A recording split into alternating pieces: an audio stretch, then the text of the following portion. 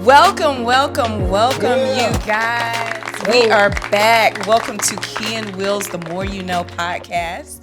We are here with Andrea Walden. Hey, girl. Hey.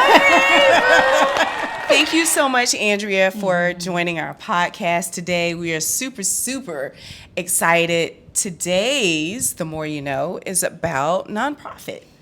And we wanted to bring you in because we know you have some experience, and we're super excited to share some information with our followers about how you can actually get a nonprofit started and what are the benefits about it. So, So, Drea, before we get into the meat of it, let everybody know where you're from. Who is Lauderdale. Andrea Walden? First of all, she's a very dear friend to me. Let's be clear. Yes, She's Tell us a little bit about yourself. It's not much to tell, born and raised Fort Lauderdale, Florida. I am, a mother to a beautiful 10-year-old Sydney, whom I love dearly. Hi, Sydney. Professionally, I'm in healthcare IT, been doing that for about 19 years. But passionately, I'm an educator, philanthropist, so those, 6 p.m. Foundation that's my labor of love. That's what I do. Wow. So tell us a little bit about 6 p.m. Foundation. Oh, 6 p.m. Foundation. Yes. So I am the founder. And is that your nonprofit that you started? Okay. Yes. 6 p.m. Foundation. I am the president and the founder of 6 p.m. Foundation. Been 11 years since we've been doing this thing. It's primarily small programs organized to benefit individuals, women and children, programs that just benefit them in the area of finance, education, and health and well-being. So our major programs are like the Hygiene Project. We have several small programs that we operate under our umbrella. So Very nice. That's what we Very do. nice. Yeah. Great work. Great work. Happy that you're doing things like that for our community. So let's start off with, what is a nonprofit? What does that even mean? Right. So you know how you always hear nonprofit, you think, oh, okay, that's just a charity, So essentially, by definition, nonprofit is just an organization that is fundamentally, its purpose is to not make money, not to make a profit. Okay. That's what drives it. That's its mission, is not to make money. Now, let's be clear. Many, as you know, nonprofits make money. So why would I want to have a nonprofit and not make money? What is the purpose and the goals? So there's different nonprofits. So the nonprofit is just the organization that's put together. Its mission is to, give to individuals, give to a certain demographic. So schools can be nonprofits. As you know, you can have a hospital. A hospital can be a nonprofit. You can have a private foundation. That's a nonprofit. And you can have public charities, which is what I'm mostly familiar with, which is what my organization is, a public charity, where we just pretty much give, we give.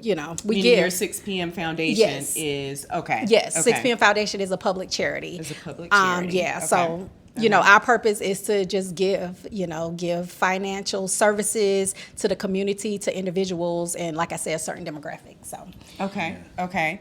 So say we wanted to start a nonprofit. What are the steps to starting a nonprofit? So, High level, because I'm sure it's pretty detailed. It's a lot. So when you think about, let's talk about public charities, which is commonly what most people know. The Red Crosses, those that give, things like that. Those are public charities. And really, to start, you don't need to be grand. You don't need to have this big old mission to save the world. Honestly, if you have a heart to give, you have a reason to give, and you're serving a certain community, a nonprofit is something you can form. There are different services, of course, that will start a nonprofit for you, and they start the organization, then they'll actually get you your tax exemption status, which is what we can talk about later, which is where all the taxes come in. But, essentially, you can go through LegalZoom, or you can just go to your Secretary of State go ahead, file with them for a nonprofit organization. Gotcha. Then once they, approve it, you go through all the submitting the bylaws. You have to have a board of directors to have a nonprofit. A lot of people don't realize that, but you can't operate legally a nonprofit alone. You have to have a board of directors. So you have to find someone that believes in your mission, believes in what you're doing. They have to come together. Then you have bylaws that you govern. That where you govern the organization and things like that. So if I'm starting a nonprofit and I say I've got to have a board of directors, what does that mean? Like how do you, for your 6 p.m. foundation? Yeah. Who are So your board of directors? let's talk about it. We can talk about what I do and then what everybody thinks. Okay, so y'all, it's so important to choose someone who believes in your vision because that's the key. Yes. You start an organization, any organization, whether it's a nonprofit, for-profit, it's about your vision and what you're trying to accomplish. Okay. So first of all, you got to find people. They cannot be family members now. Like I think there's a percentage of the board that cannot be related to you. Because there's, what we'll talk about, a lot of tax implications to that. So you start your board of directors. You got to find friends, associates. I recommend that you don't even know them. Like if y'all could just find somebody like that you don't know, you slide in their DMs. Hey, I see your credentials. You want to be on my board? I kid you not, because y'all. These are people that you have to work closely with, be on the same page about where your organization is going. And do you have to have a certain number of board of directors, or can you just have one person, 2 people? I did mine about 11 years ago, so I don't know now if there's a minimum. I started with 5 people, so I think there is a minimum. I'm just not completely sure what it is, but so 5 people is pretty good because then you want your treasurer, you want a secretary, you want a president and a VP, or maybe somebody who's the director of programs, that kind of manage your day-to-day programs. Plus, you want them to be able to pour into your organization, bring knowledge, bring information, and money. You want to bring people that got some money to donate to your organization, or know people, like you said, that have influence that can bring money and resources to your organization. So a lot of people, I know a couple of people that's done nonprofits and they don't put much emphasis. I didn't either. Let's be clear. 11 years ago, when I started, I didn't know, much. I didn't put much emphasis. I was like, okay, college friends, y'all, come on, let's do this thing. Okay. But you really should put a lot of thought into who's in your board of directors, because if you don't organize your bylaws correctly, they can be there and not get voted out. And so bylaws mean? So your bylaws are the organizational document that governs your organization, I guess. That's the document that governs your organization. It tells you how often you have to have meetings, how many positions you have, things, how meetings are run, different things like that. Okay. All right. So, are there particular tax benefits for a nonprofit? So what are the? Why would you even? I understand that is the main reason. Oh, don't even. Where did you hear that? It's about tax breaks. It's about tax breaks. Uncle Sam. Is that the reason? Let me get my disclaimer. Hold on, y'all. Disclaimer. Because what y'all not about to do for me? Hold on. So let's be clear, you guys. Yeah, we're not experts by any stretch. Yeah. However, what we are bringing is information based on our experiences, people we know who've had experiences with certain situations. Correct. And we just want, if you can learn from us and how we've done things, we've won half the battle. All right. I agree. But to Willie's point, a lot of people have this notion about, not in mind you, like I said, there's different types of nonprofits. But we're going to focus right now on public charity nonprofits, which is like what I have, 6 p.m. Foundation. But like you would know, the Red Cross, United Way, those are bigger ones. But for the most part, that's what you know of a public charity. So when we talk about the tax benefits and, how you can get shelters, and as a consumer or a person donating to an organization, yes, I can get all of the tax deductions I need by donating to an organization. Okay. If that organization has a 501c3 tax exempt status. Gotcha. So not every organization, like Homegirl, selling, she cooking dinners and taking it to the homeless, and she trying to help y'all to get y'all to chip in. She may not have her 501c3 tax exempt status, so which means you can't write off anything you donate to that organization. So okay. That makes sense. Yeah, so you want to be clear. How do you check to see if someone has that tax status? Really easy. You go to irs.gov. You can do a search by charitable organizations, and the full list of all of the organizations that are charitable will come up. And you can look and see if they're actually in good standing with the IRS. Do they have their 501c3 status? Is it active, and things like that? So And that's 501c3 status. Tax exempt is what status. They have to have. Yes. 501c3. Tax exempt status, yeah. Okay. So that's important to check. If you're donating a lot of money to an organization, or even, it's your money, however much, make sure you can get a tax write-off, because that is like you say, a benefit from me as a consumer or someone donating. So it seems like we need to start a nonprofit, Key. But we may be 9 p.m. Foundation. 9 p.m. But Willie, though, so you got to look now. I'm talking about that from the perspective of someone giving to an organization. Yeah. Now, when you are the organization, meaning I'm on the board of directors, I may be the founder, it's not meant to be used as a tax shelter. So Gotcha. can I read my disclaimer? Absolutely. Okay, nonprofits are not meant to be tax shelters or single run organizations. IRS has put certain guardrails in place to prevent this by requiring a minimum number of board members, which are family members. However, many would argue that it doesn't take a board of directors to run a small nonprofit, and there are legal ways to do so. I just wanted to throw that out there, that I do not advocate for, any single run nonprofit organizations to reap the tax benefits from it. But let's talk about what's legal. Okay. Yeah. Yes. Let's talk about what's legal. Let's talk about Like what's legal. That's what we're here to do. like Talk about legal. legal, okay? We like to stay in front of bars, not behind bars. Come on, somebody. I like it out here. So I'm going to talk from public charity or perspective, but I want to talk about private foundations, because when the rich folks create foundations, you always wonder, why all the rich folks got foundations? Why I don't got one? And why do rich folks not pay taxes? I got friends writing checks And we do. to the government. I don't know, but that's a whole nother conversation. There, So let's talk about public charity and what it could mean. Okay. We just talking All right. hypothetical, Okay. right? Yeah, Hypothetical. Okay. Yes. So say you have an organization, you have a board, official board member. Say you only have 5 people, and those 5 people kind of govern your organization. You apply to the IRS to get your 501c3 tax exempt. It's a form 1023 that you have to apply for to get it. You can't just get it because you're an organization. But say your organization has a tax exempt status.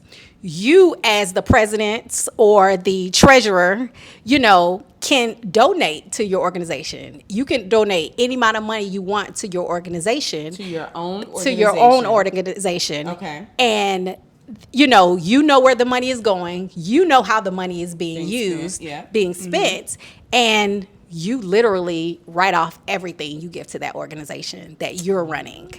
So Gotcha. Take that how you want to take it. We'll leave that. Gotcha. We're gonna leave that right there. That's legal. That's legal. That is verified legal. As long as you got your paperwork, what money was used for. As long as you got your papers and orders. Usually with the nonprofit, you want to do a yearly audit, just so that if the IRS comes, Makes but sense. Of course. Makes Of sense. course. Yeah, so Makes Yeah. sense.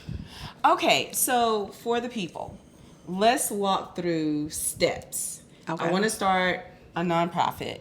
What are the top 5 things? Okay. Starting with number 1, and what do we need to do? How do we get there? Okay, so most people will opt to pay someone to do it. So you can go to companies like LegalZoom. Okay. Had a friend that just went through the process of starting her nonprofit with a 501c3 tax exempt status. Went through LegalZoom, paid about $1,500. Oh, wow. Okay. Paid about $1,500, and that's because you can get the bells and whistles. And she got her everything done within 30 days. So, okay. Look, LegalZoom, I'm not mad at them. Okay. But if I don't have $1,500 or I don't want to give $1,500 to LegalZoom, it's really simple to do this. You can go, let's talk about Georgia. Okay. Georgia, Yes. you go to the Secretary of State website. You can go in and apply, create a new organization. You create your name, you figure out your name, you do all the paperwork that they ask. You have to do articles of incorporation, bylaws, and you have to have a board of directors. And is that all on the website, and it's going to tell me and walk me through? It's not going to necessarily walk you through, but it is going to tell you what's required. What to do. However, Okay. Google, as you know, Yes. Google Your best have friend. literally Google has websites, step by step will tell you, give you templates, how to create a bylaw, a template of a bylaw, Oh, okay. template of There board you of go. directors, a template of articles of incorporation. So Okay. it's really simple to apply to get your organization. So once you go through all the process of the Secretary of State, great, you have your organization. So technically, you are a nonprofit at that moment. Okay. You can conduct business, give charity, give grants, give scholarships, do services, things of that nature. However, as we say, the game changer is in your tax exempt status. Okay. And let me be clear, 501(c) is not the only tax exempt status. It's plenty of them out there. Hospitals use some, schools use different ones, but just kind of the common ones for public charity is going to be a 501(c)(3). Awesome. So Okay. that's Okay. the game changer between doing an organization is that extra step of going to irs.gov, doing a 1023 form, 1023 form. and apply for your tax exempt status. Now, there are several things you have to submit and have. I think now it's like a website, different things you have Okay.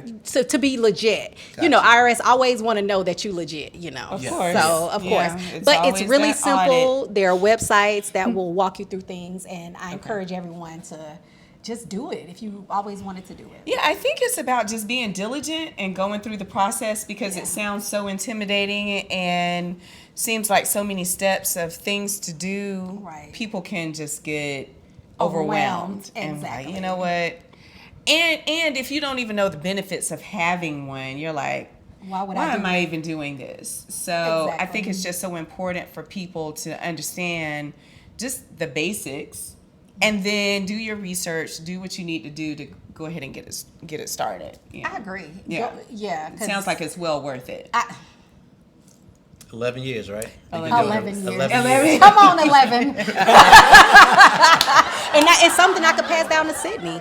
I mean, we have a board of directors, but it's every year you can renew your bylaws, and I can pass it on to her. Her friends could be on the on the board of directors. So Generational wealth. I wouldn't say Generational it's you like it. What's my disclaimer? Nonprofits are not meant to be tax shelters.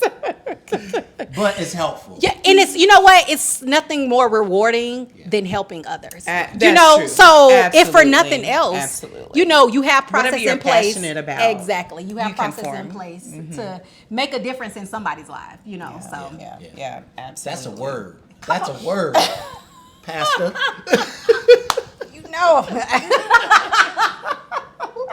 Preach on it. Well, again, I think that, the more when you know better, you do better. So the more information that you have, Right. you can apply it to make some changes in your life. I think that a nonprofit is something that we are certainly interested in. We haven't done. We've always heard you talk about it, and we're like, okay, we just got to get it started. We got to, put time aside to get it going. So we appreciate you talking through it, helping our viewers understand what needs to be done. We're going to go through, you guys. We're going to list the steps for what you need to do to get your nonprofit started. And if you have any questions, Hit us up. So Miss, Google. Miss Andrea Walden. Talk about how can they find you? Yes. Oh, at home, In school. at work, Doing so much. at the playground. At the playground. Okay, You but do it on all. social media, definitely find me on LinkedIn. That's one of the few Okay. that I actually check every now and then. LinkedIn, definitely. My website is the number 6pmfoundation.org. There are a Awesome. lot of resources Yes. out there. Contact me if you have any questions, need any help on anything. We offer services, free services, of course, to walk through that, as well as on Instagram. I'm Miss_A_Walden. So. Awesome. Thank you for doing this with us. We appreciate it. You guys, again, if you're interested, we've got details included about how to just get started. If you have more questions, definitely hit us up. Hit Miss Andrea up, and she will help you out. Make sure you subscribe to follow, Ken Will. We got more please. information to share. Yes. We just have fun. Y'all know how we do. Ken Will in the building. Wow. Peace Let's and go. love. Woo-hoo.